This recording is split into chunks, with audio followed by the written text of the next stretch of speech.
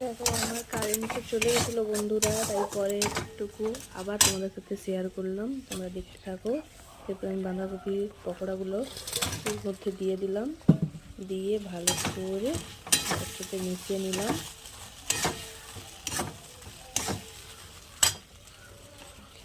একটুখানি জল দিয়ে দিলাম, দিয়ে আবার আমি ভালো করে নাড়াচাড়া করছি।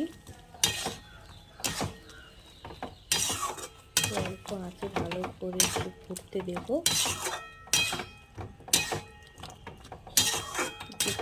ফুটে আসলেই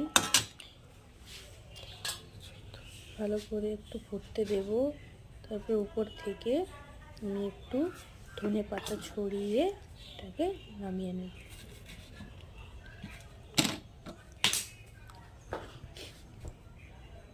এবার আমি ধনে পাতা কুচি দেব।